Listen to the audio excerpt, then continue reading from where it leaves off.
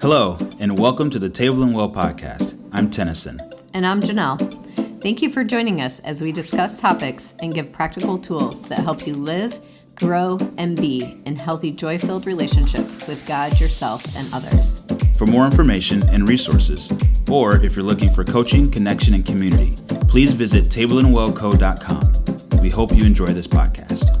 Hello, and thank you for joining us today on the Table and Well podcast. This is episode number 34 of season 2 in the Table and Well podcast. Guys, as always, please feel free to download and subscribe to our podcast on your favorite listening platform. And also, please like and subscribe on our YouTube channel, which is Table and Well Co. We'd love to talk to you there. There you actually get to watch us do this. Yes. And you can see all our mannerisms and all the things that make us. And all the complexity there is in trying to film this while doing the podcast. Yes. Mm-hmm.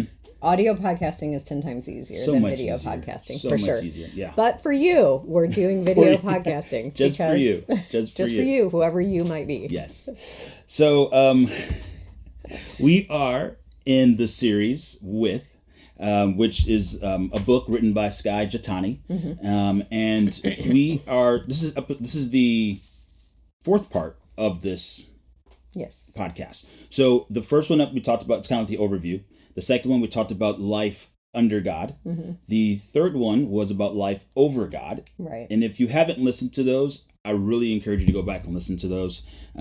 It just helps frame a lot of kind of where we're going today, and even helps us look at like where are we at, right? Like what's our posture towards God, in this, and so there are three more, but the last one obviously is with, and that's one we want to get to as well. But today we're talking about life from God, and what that looks like.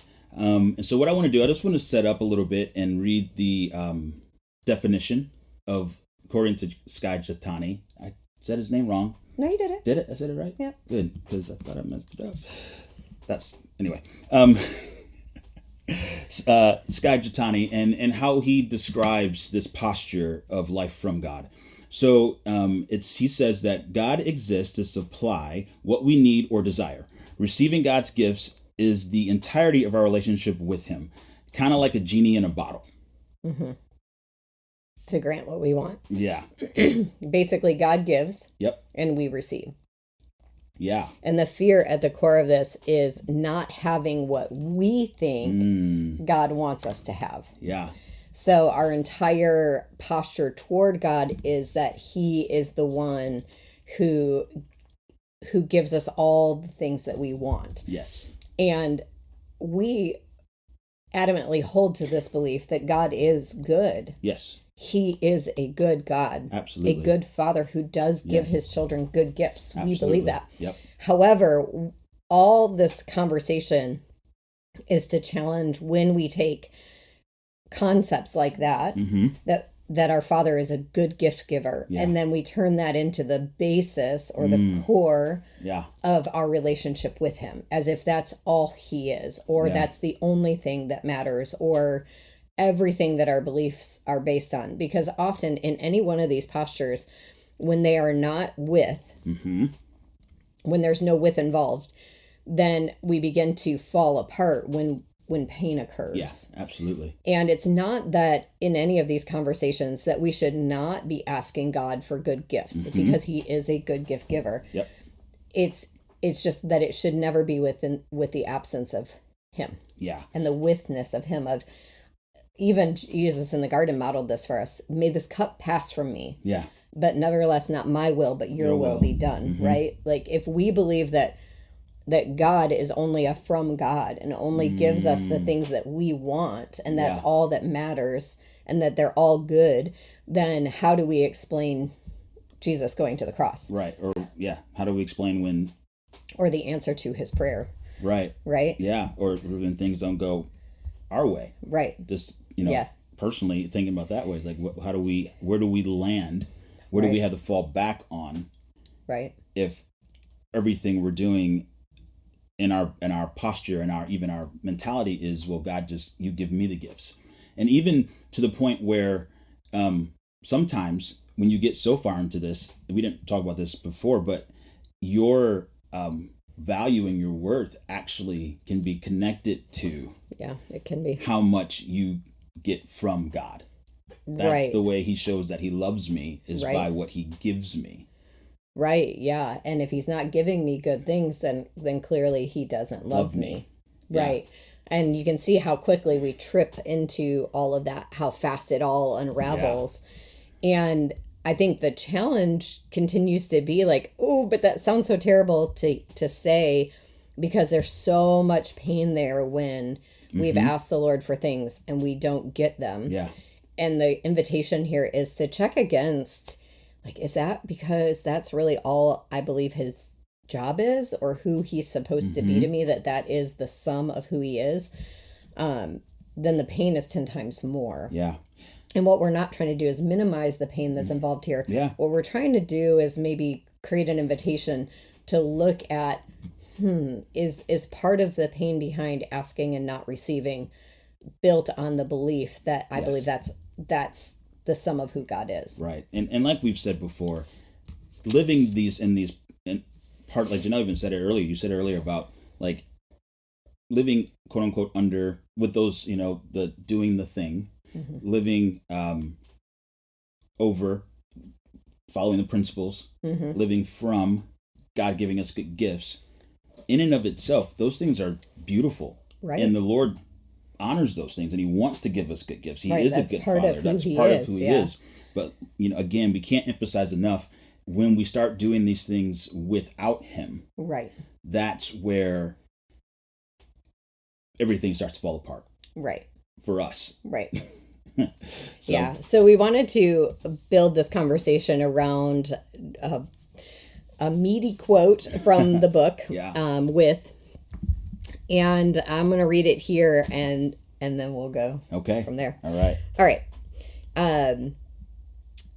It starts out kind of in a weird space. As we've seen in previous chapters, so he's referring back to some of the things we've already spoken to, that over and the under. Fear is central to the human experience in this world, and every religious system is an attempt to deliver us from it. But consumerism and the life from God posture derived from it takes a slightly different track. Rather than removing our fears and pains, consumerism tries to distract us from them. Commodified goods and experiences are used to keep us amused, anesthetizing us from the unpleasant realities of our existence. Neil Postman explored this phenomenon at length in his influential book, Amusing Ourselves to Death. Amusement, he reminds us, literally means to not think. In other words, to be distracted. Wow. Filling our lives with trivial possessions and experiences is an attempt to distract us from the fears and pains of life. Let us eat and drink, for tomorrow we die. But distraction is not the same as deliverance. Consumerism and life from God may numb our fears and pains, but it does not remove them. And ultimately, life from God offers us no redemptive explanation for the existence of pain and suffering in the world. C.S. Lewis reminded us that God whispers to us in our pleasures, speaks to us in our conscience, but shouts to us in our pains. It is his megaphone to rouse a deaf world. Wow.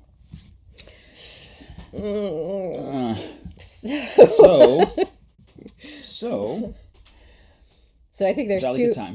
Jolly good time. So I think there's two key words in here that they just did such a great job building some muscle around. In its consumerism and the avoidance of pain. Yes, two key ideas. Key ideas. Big ideas.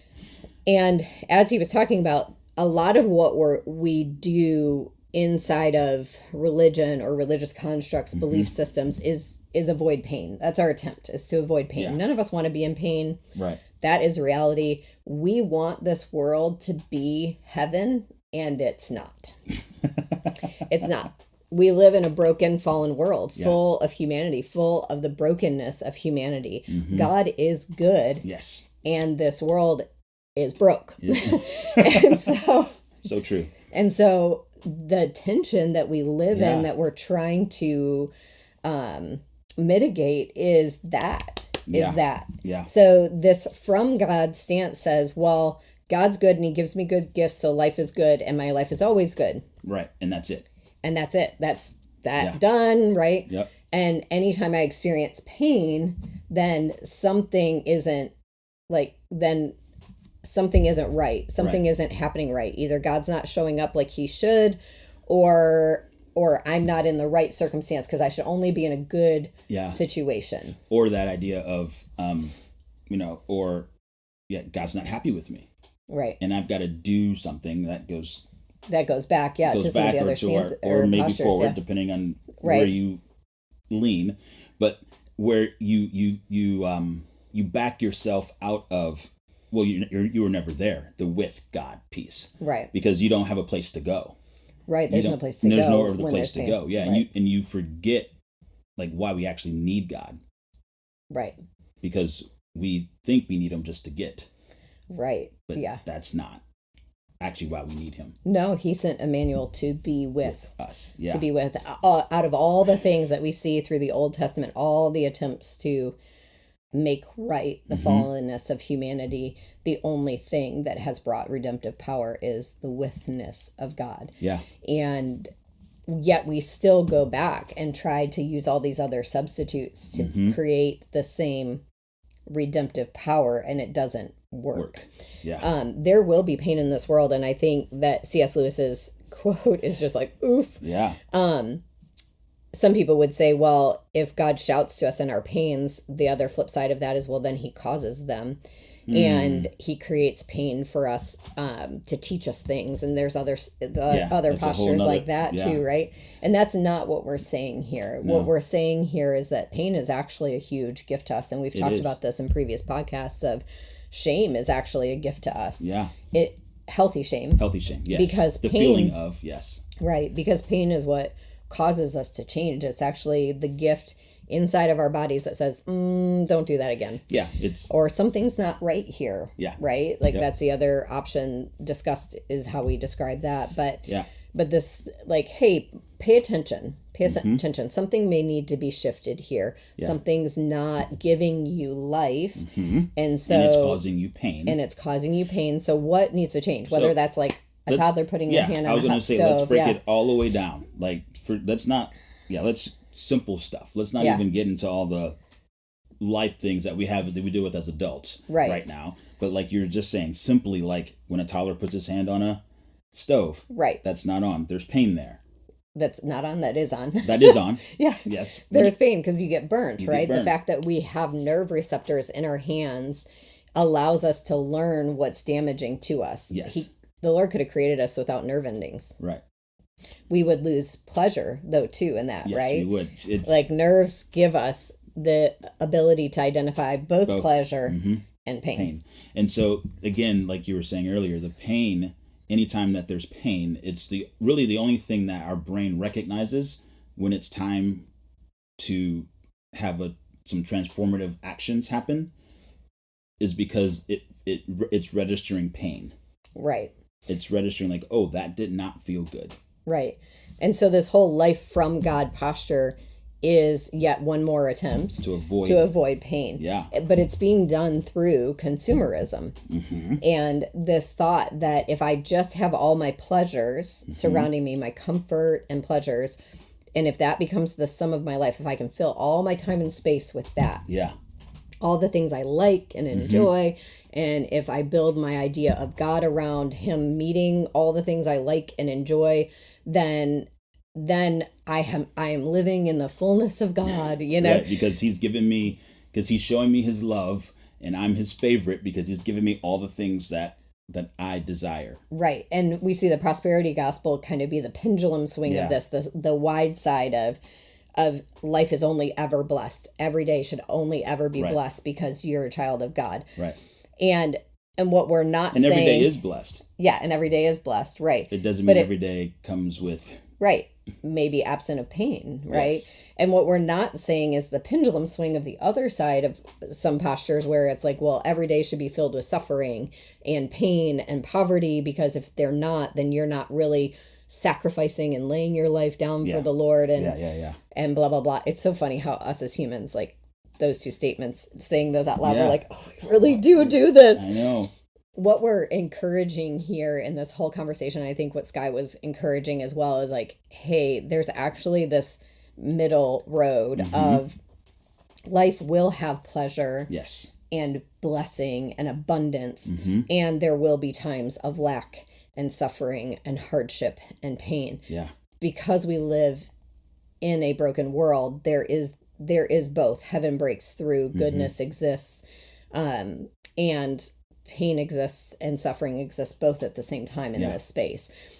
And what we're trying to communicate here is that the only way we can make it in that abundant life that we're longing for is not through more stuff, not through all of our desires being met, but in being with Him. In the withness of being with God. Yeah. Yeah. And it's just, it's so interesting because, we were talking a little before we were doing this, and it's like, there's people out there that I think that kind of will hear that and they'll go, oh yeah, I don't do that.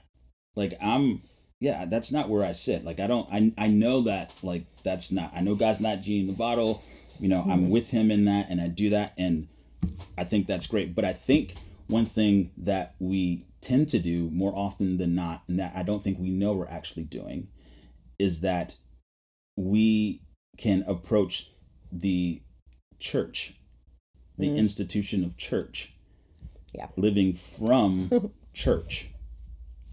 Oof. Yes.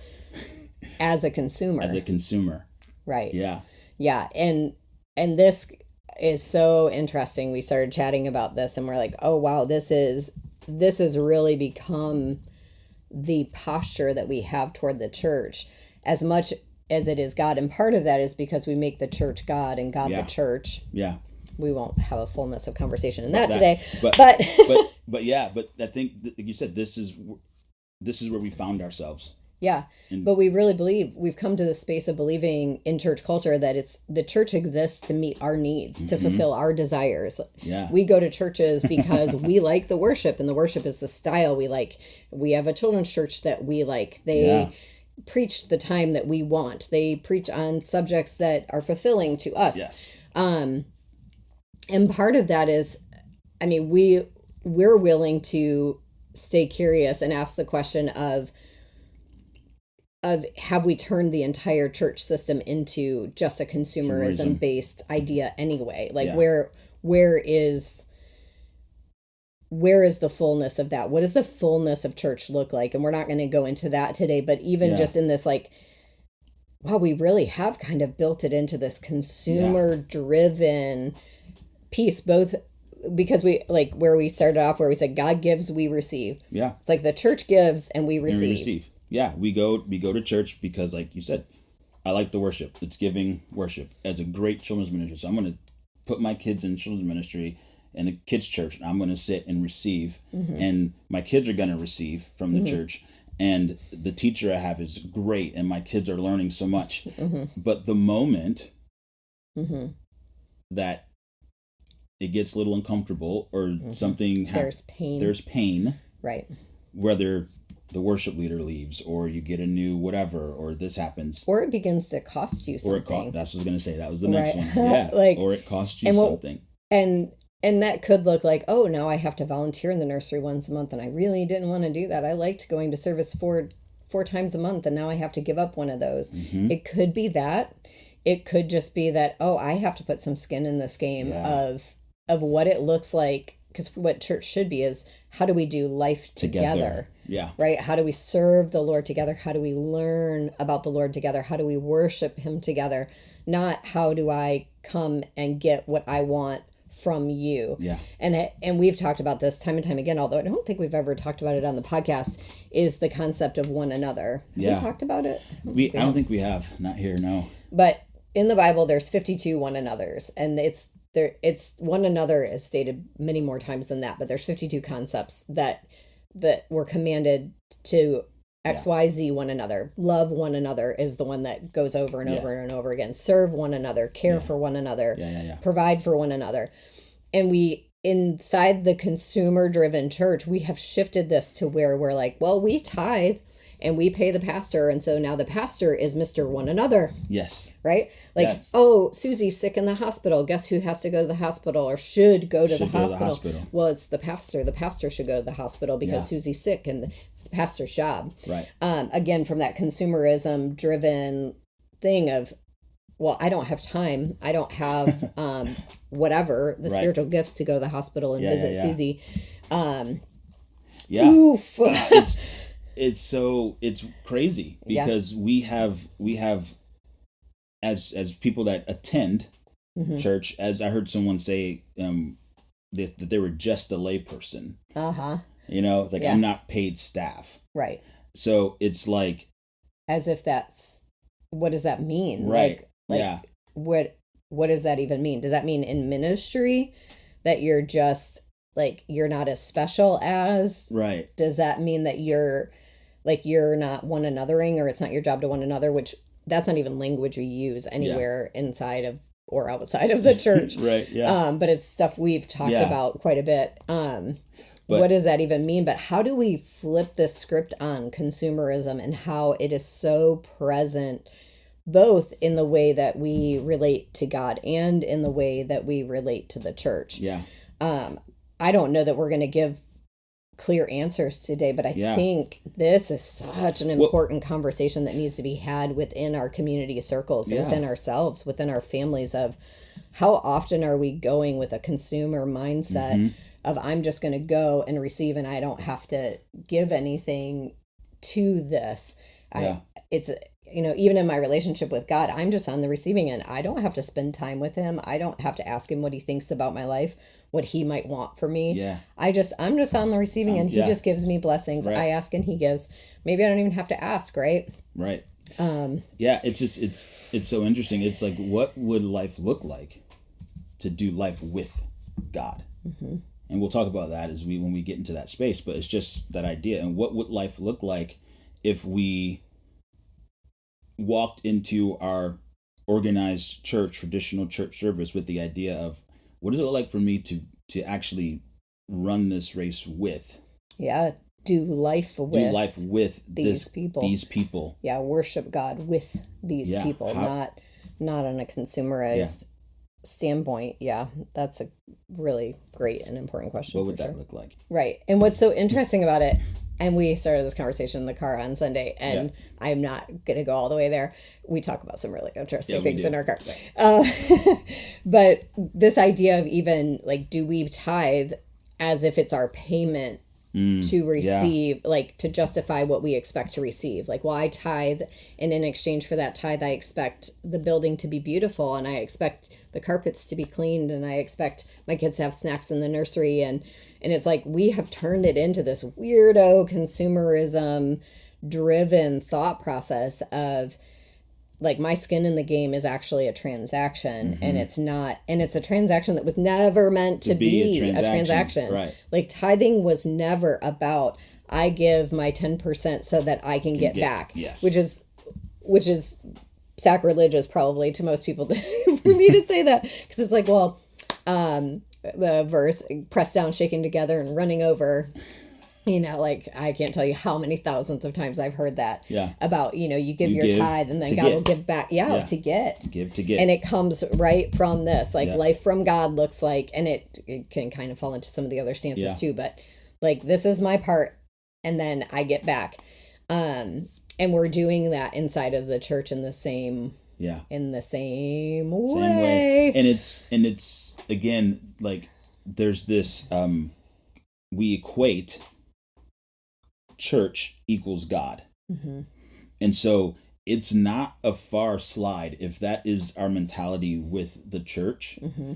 It's not a far slide to where that becomes our posture with God. Right.